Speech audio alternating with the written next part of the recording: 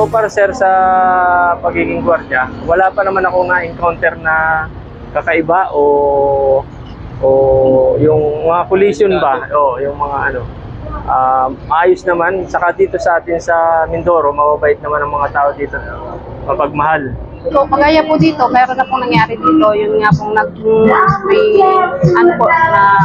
nagnakaw, gano'n. Yun, kumbaga siyempre, buhay po namin ang nakataya doon bilang isang gwardiya. Kasi pag paghuli po namin sa kanila, baka mamaya kami ang balikan, gano'n. Siyempre, kabado din po kami kasi hindi namin alam kung sino yung kalaban namin.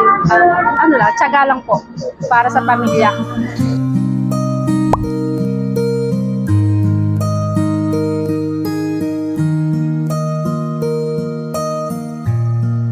Pinakamatinding karanasan nyo bilang gwardiya sa buong buhay nyo? Na inawat yung magbarilan. Okay. Na binaninforman yung tauhan dahil ganyan. Sinumbong siya na kuhan. Nga pading perol. Perol pading ano yan. Inawat nyo yung mga nagbabarilan? Oo, yung construction worker. Sa Pasig. So madaling sabi na isalba nyo naman? Inawat ko, di muntik pa akong madali. Yan ang binubuhay nyo sa inyong pamilya, no? Marami din yung pag-gwardiya, tapos 2 taon kong nag-tricycle, 3 taon kong nag-tricycle dahil napasubok sa sport sa motor trade. Nag-tricycle driver kayo? Pagtapos na after 3 years na, tapos ng motor, nag-gwardiya na ulit. Nag-gwardiya ka na ulit,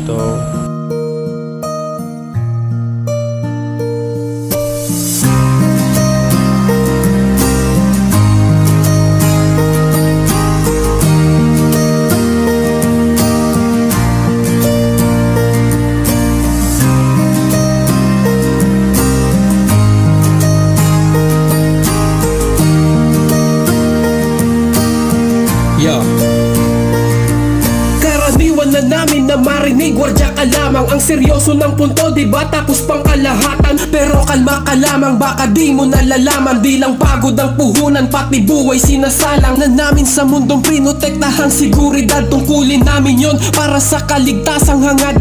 Di bali ng babad sa aming trabaho, magdamag kami gising, walang kasing saya naming tinutupad. Iba't ibang abilidad, iba't iba ng pagkatao, pero iisa lamang aming sinumpa ang trabaho. Madalas mang delikado, di na bago, basta lalo pa namin nasisipagan, sisikapan na mabago. Ang tingin ng mga tao na sa amin humahamak, patayo-tayo lamang daw at may cellphone pa na hawak. Palibhasa di mahanap dahilan, ba't nakatapak kami sa mapanganib upang hindi ka mapahamak. Trabaho'y di matatawaran, laging pinagsisikapan dahil di ka hahayaan, kapalit may kamatayan. Sana'y inyo ding malaman aming sinakatuparan. Ayos lang kami kahit di nyo pinasalamatan. Una nyong nalalapitan, gad kayong matutulungan. Madalas kaming tanungan ang inyong patutunguhan. Sukdulan man sa buwan, sa sahod ay nagkukulang. Tuloy pa rin, tumanda man sa panunungkulan.